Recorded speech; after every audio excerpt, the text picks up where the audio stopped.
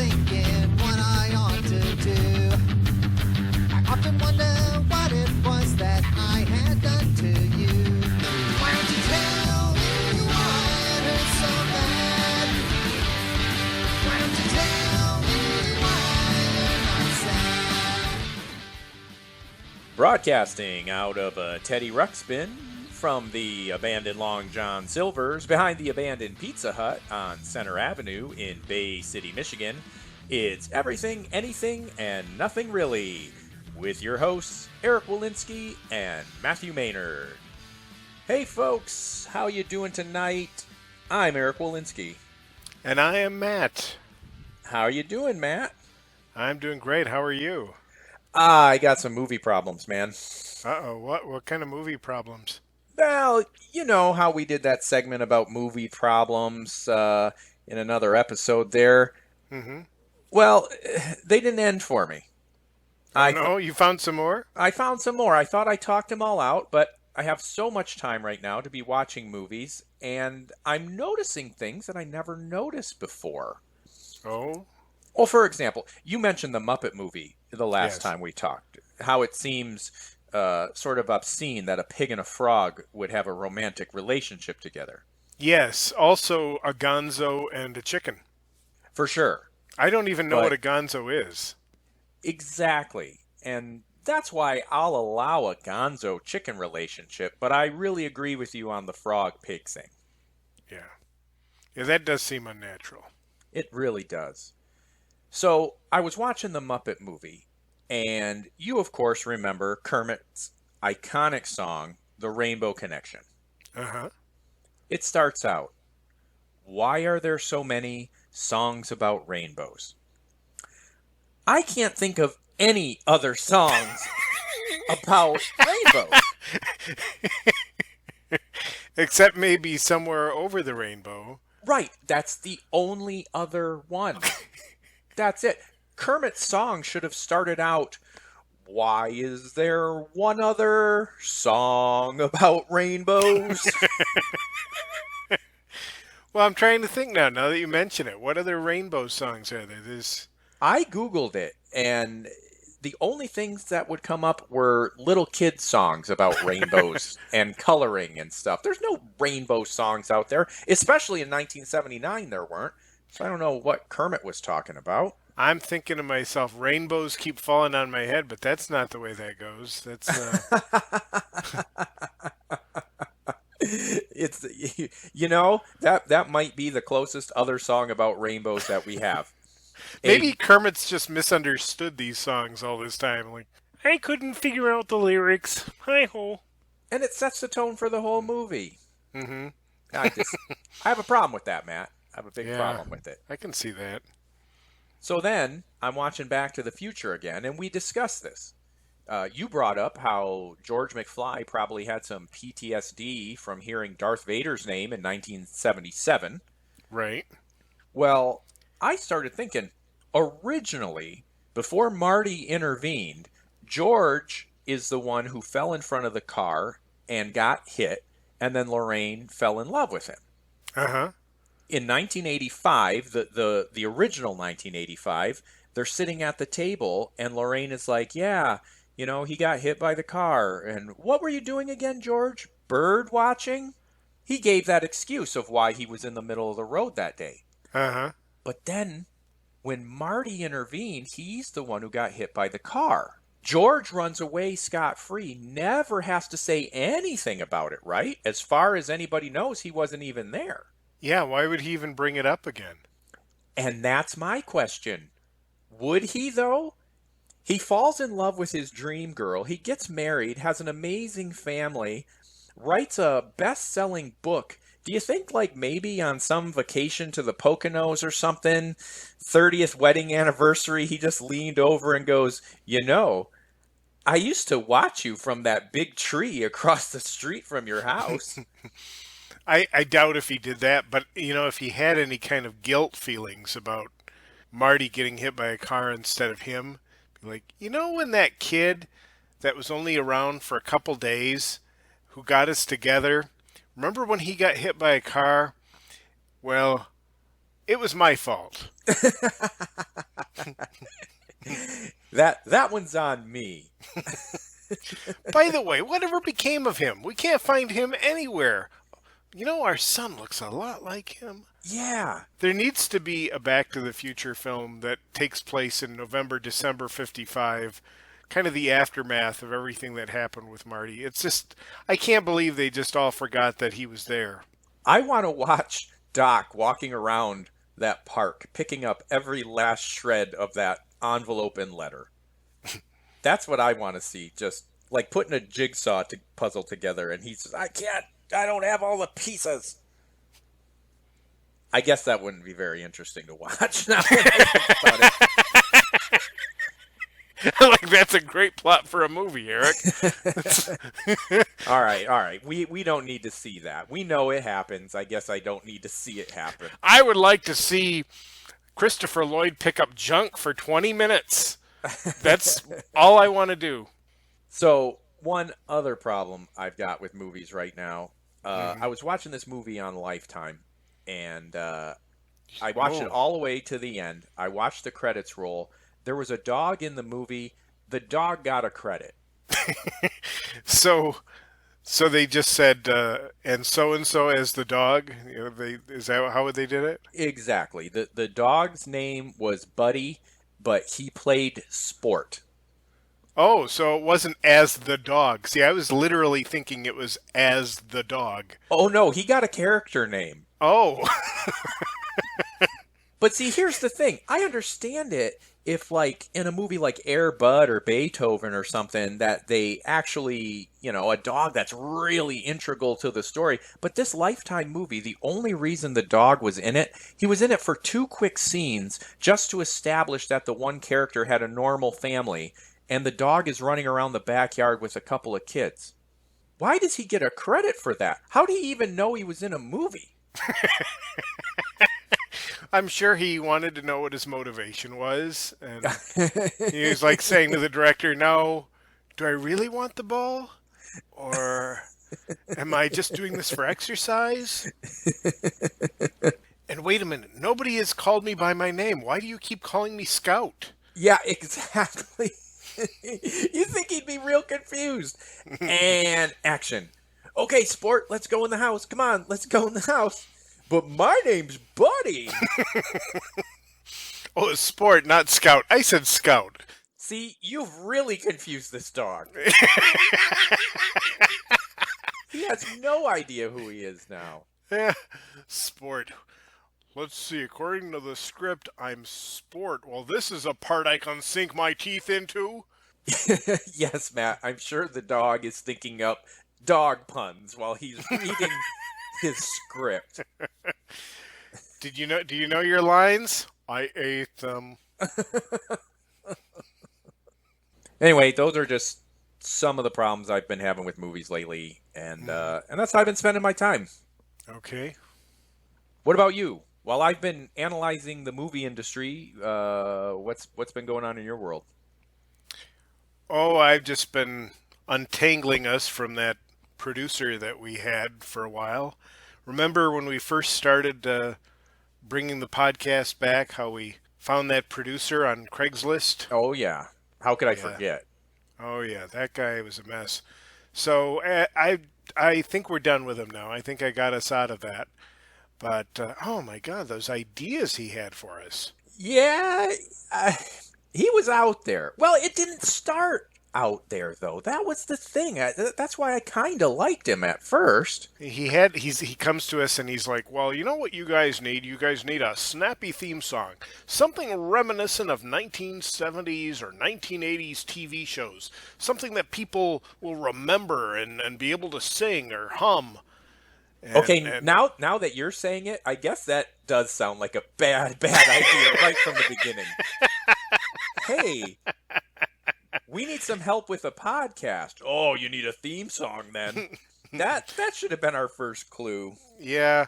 No, we just need better content. We need something, and we need people to actually listen to our content. Oh, no, songs are where it's at. Yeah. Remember Taxi? they could have had Christopher Lloyd picking up ripped up sheets of paper for hours, but that theme song is what pulled them in. Yes. Oh, and you know what? The theme song idea wasn't a bad idea. It's just not the whole idea. I mean, he gave us a couple of good ideas, like that first theme we tried. I mean, it was pretty catchy. Here, let's take a listen. Hey there, it's Eric Walensky. I know you all still remember me. I'm podcasting on the web in Bay City. Everything, anything, and nothing really. Got back together with Matthew Maynard, my co-host. We've been apart a while, but now we're back to tell some jokes and hopefully maybe we'll make you smile. We're everything, anything, and nothing really. It's not bad, except you were singing it. Are you trying to say I can't really sing, Matt? Yeah. Well, we were on a budget. We couldn't pay anybody to do this, so he wanted us to do it. He said it was going to add some authenticity. Yeah, it was kind of humiliating. Well, a for little me. bit. No, Well, it was- I was just going to say, people in glass houses should not throw stones. Hey, I was doing a character. I wasn't using my own voice there. Well, let's just play that one.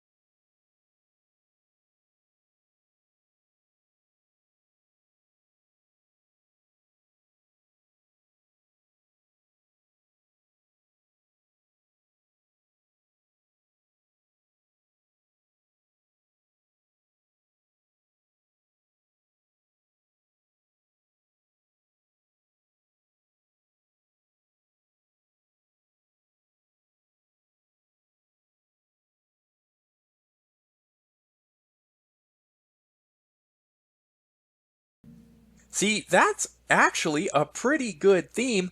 I just don't know why we had a James Cagney impersonator singing it.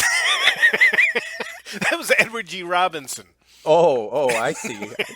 Thought it was an extra from the Untouchables. No. Yeah, see here? But see, those two themes, they were nice. They were fun. And I could actually have used either one of those. I just think we got a little off track because he kept pushing it. He wasn't satisfied. And the next one we tried, he kind of got us hung up on a weird detail. Here's a story of a man named Eric who used to sit and talk to the wall. It was very sad. No one would listen. And he was also bald. Here's a story of Matthew Maynard, who also didn't have hair of his own. There was no point going to a stylist. He had a barren dome. Then one day at the store buying scalp oil, they formed a friendship that they knew would last. It turns out being bald is inconsequential. So they started making a podcast show. Their hair don't grow. We spent too much time talking about their hair.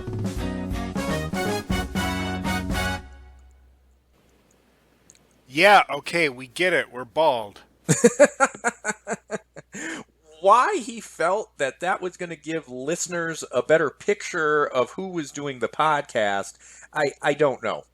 I don't think people are out there saying, I want to find a podcast to listen to, but I just want to listen to some bald men talk. There's tone that a bald man has just makes a podcast that much more soothing and more listenable. I don't know. After that one, he started adding all those weird premises, remember? Mm-hmm. Oh, geez, like this one. You take Eric and then take Matt, you take some jokes, and there you have a podcast night. A podcast night. When you're sitting at home folding laundry all alone, it's a podcast night. A podcast night.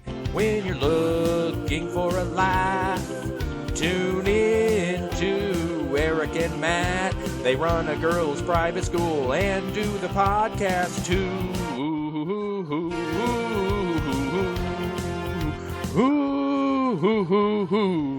Everything will turn out right. Make it a Matt and Eric night. See, this one's kind of good, but I don't know why we're running a girls' private school now.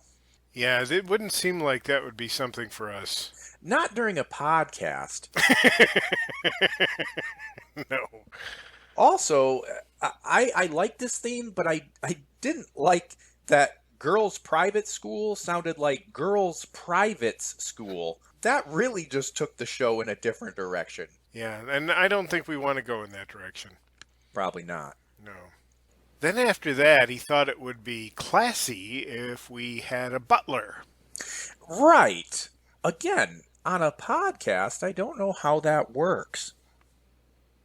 Podcast. They've got a podcast. Matt and Eric.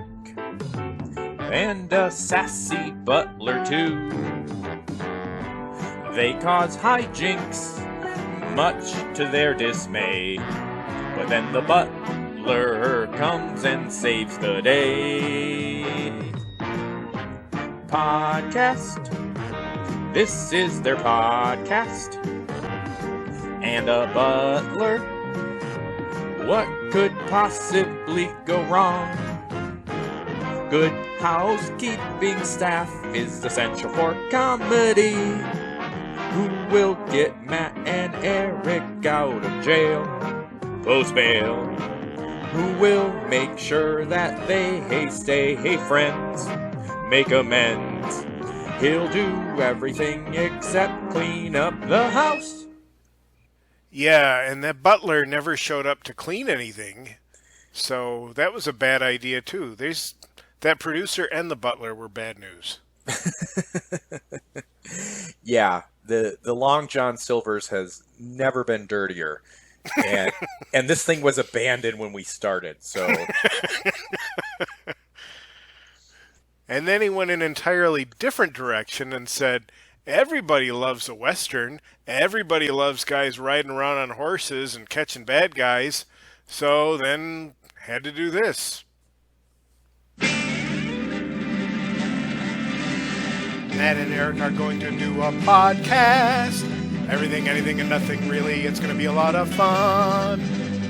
Matt and Eric are riding horses on the podcast.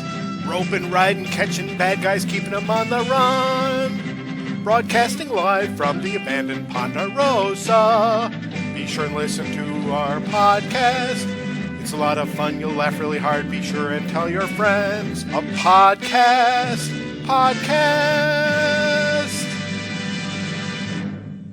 Podcast!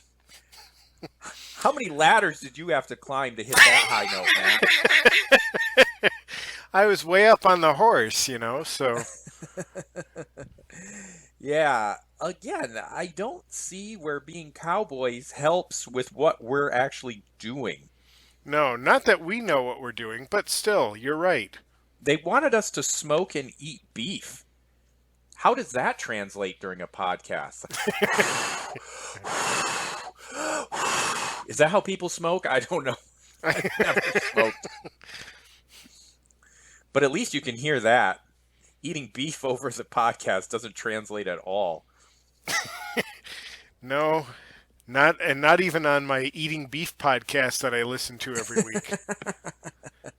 It's a bald guy eating beef. It's really good. After that theme, he wanted us to become doctors in Vietnam.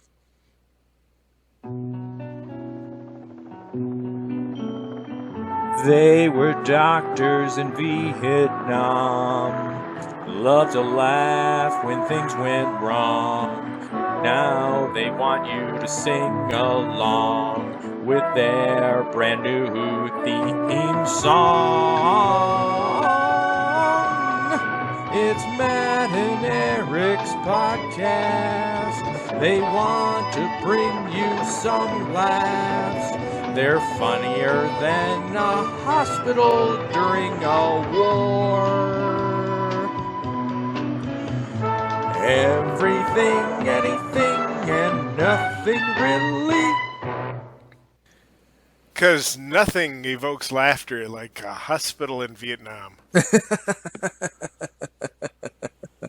Yeah, funnier than a hospital in a war.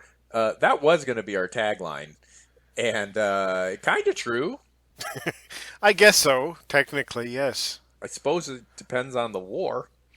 As long as Jamie Farr isn't there, it's, you know. After cowboys, after being war doctors, boy, this next one, he just threw the kitchen sink at it.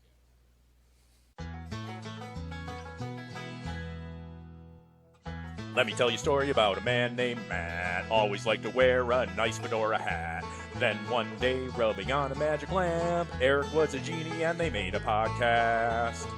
It's like if radio was on the computer. Well, the next thing you know, they had mics in their hand. Everybody said, broadcast across the land. So they took a rocket ship and went into space, and now they're number one with an alien race. Little green people, very attentive, big ears. It's everything, anything, and nothing really.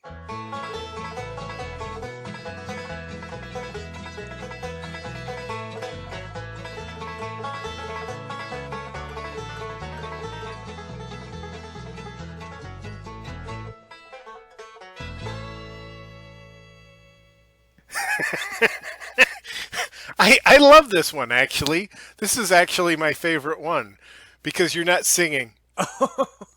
You're talking. You're just talking the words. Yeah. But Sing- and also, I mean, I like the ideas, a genie and, aliens and everything like that. That is probably what we need. I kind of feel like they took the most gimmicky ideas from the 70s and 80s and then just vomited it all over the podcast. Well, this last one, though, it really showcases how badly both of us can sing. Matt and Eric are friends. But this is not where the story ends. Nothing to do while the pandemic rages on. So they started a Podcast. invited everyone they knew. Sometimes you laugh so hard you almost pee. Everything, anything. And nothing really.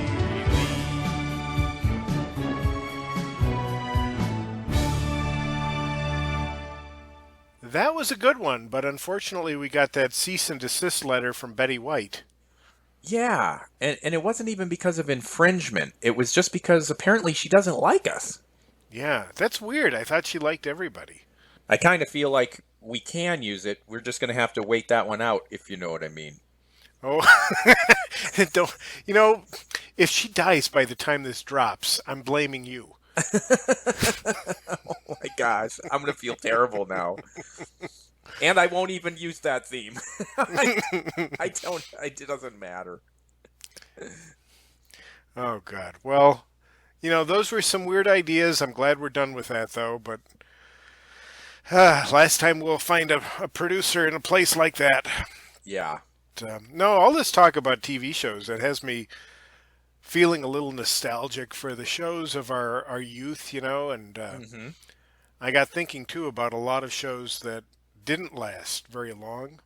I have a book that was written many years ago, about 25 years ago. It's the complete directory to primetime network and cable TV shows, 1946 to present. Present at that time was about 1994, 95. I got looking at some of these shows that did not last very long. Mm-hmm.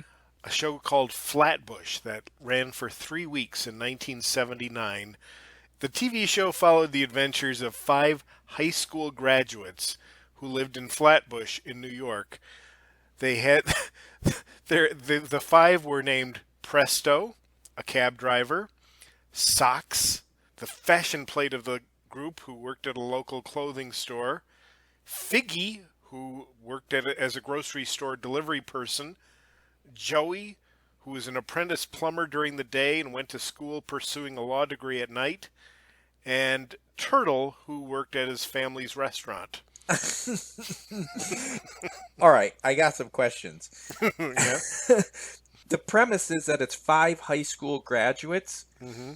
Why is that important? Because, I mean, if they just graduated high school and got jobs, aren't they just people? This should just be a show following the adventures of people. 5 adults, I guess. Who live in Flatbush, New York. I mean, you can see how old they are when they're...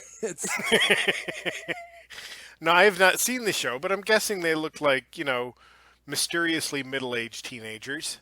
Yeah. Like everybody did when they were on a show back then.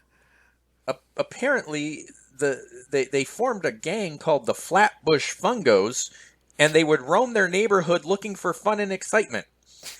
Apparently when they weren't working, because they all have jobs.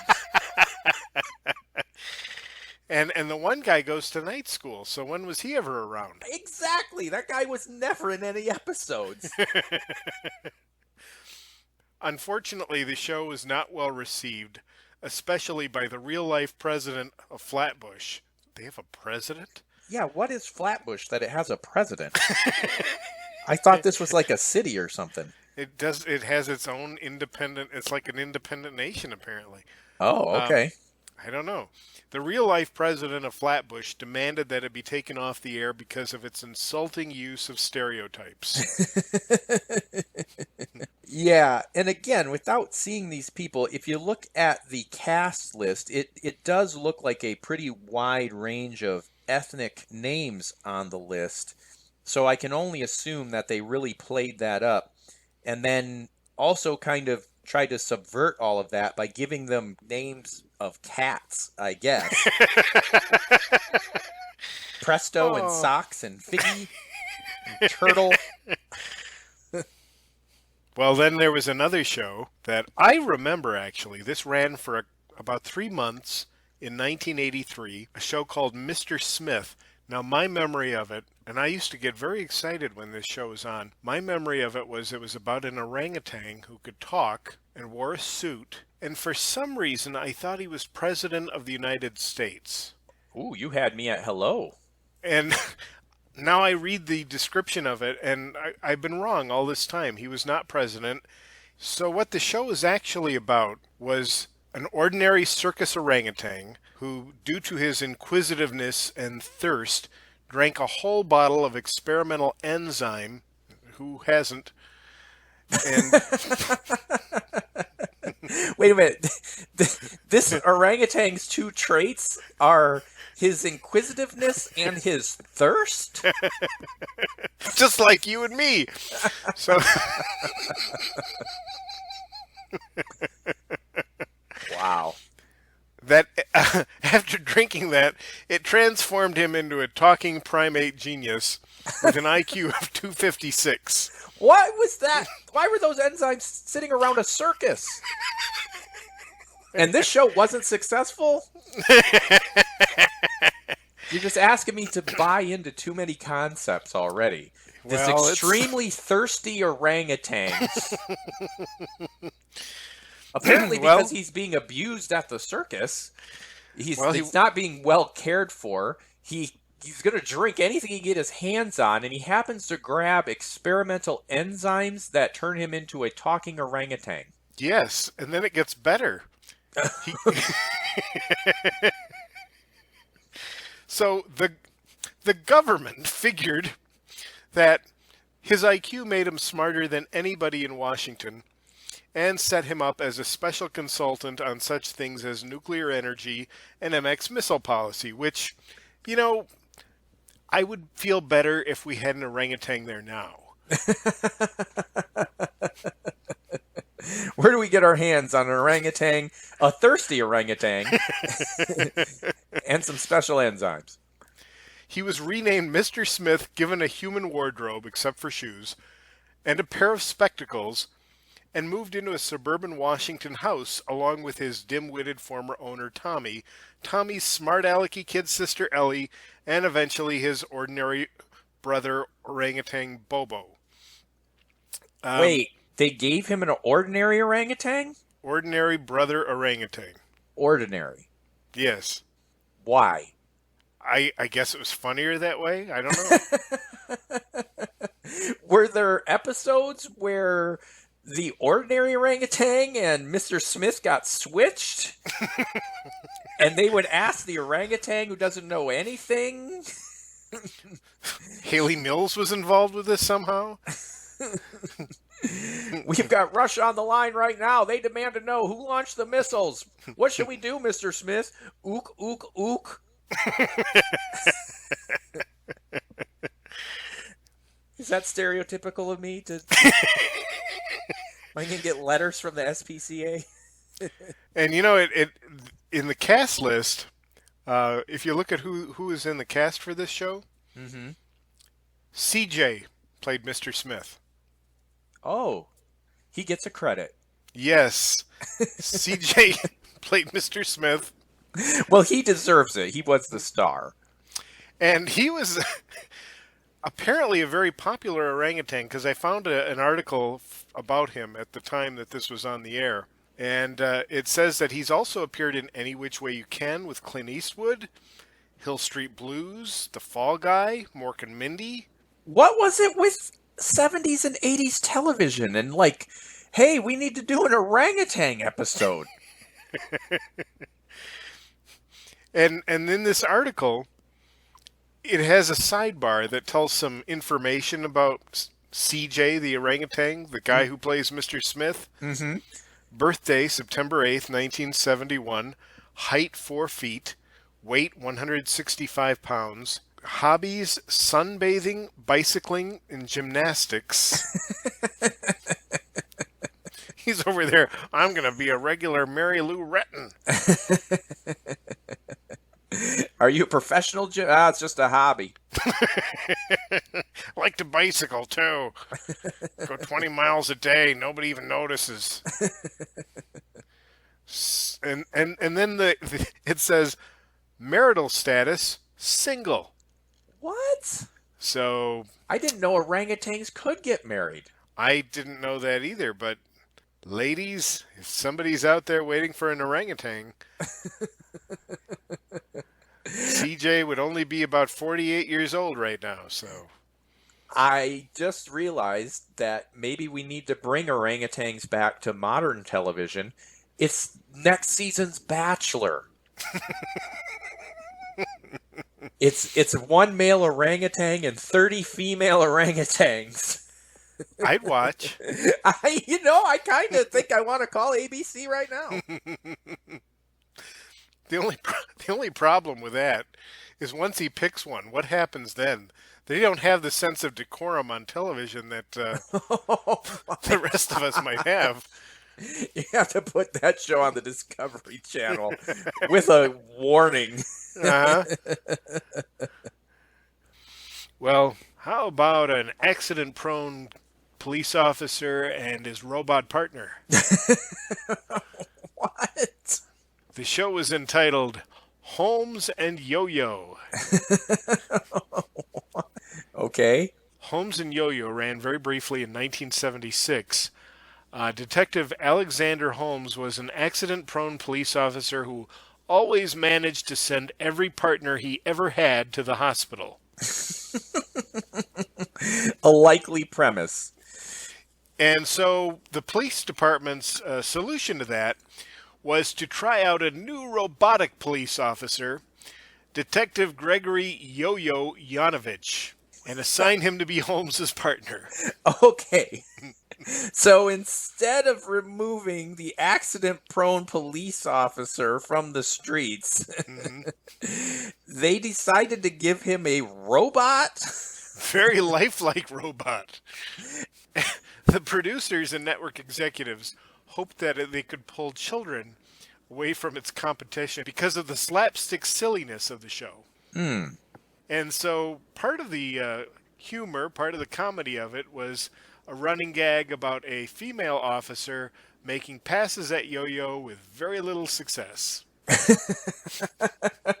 So that's the female representation on this show?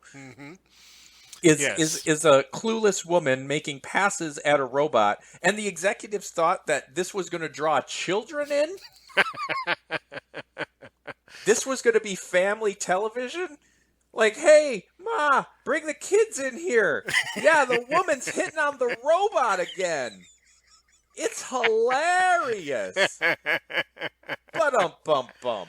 Yo-Yo did have his strong points, including a photographic memory, an independent power source, which, I guess that's a good thing, a silent trash compressor, which permitted him to digest anything.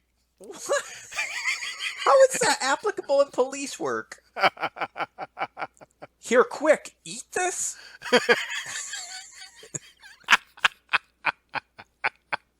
I don't know, but he also had some drawbacks, too.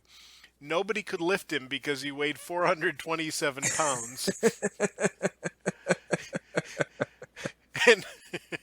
And although he was uninjurable, an assailant's bullet once shorted out his rhythm system, causing him to tap dance out of control during a chase. It seems like they're going out of their way to not just take the easy way out of this whole problem and put Holmes behind a desk. They decided to create a whole robot like, hey, you know that clumsy guy? He needs a robot. Why not just make all the cops robots, actually, if that's a choice? Jeez. So yeah, those were some of the short-lived TV shows that I got to know a little bit more about. Well, this was a good podcast episode. I think that's a good place to wrap it up for tonight. I think so. So, you folks out there in listener land, remember to like us on Facebook, find us on iTunes, tell your friends about us. Tell your enemies about us. Yes, and tell Betty White about us. Yes, make sure she knows we love her. Yes, very, very much. And if she can do anything to promote this show, maybe sing a theme song for us. That would be great. So for Everything, Anything, and Nothing Really, I'm Eric. I'm Matt.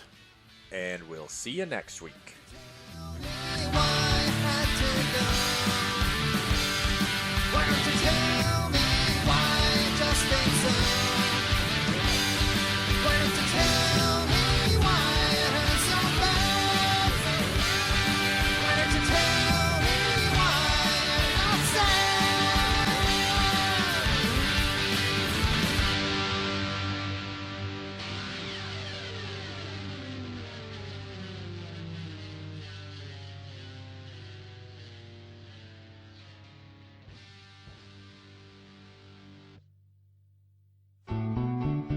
Matt and Eric are friends.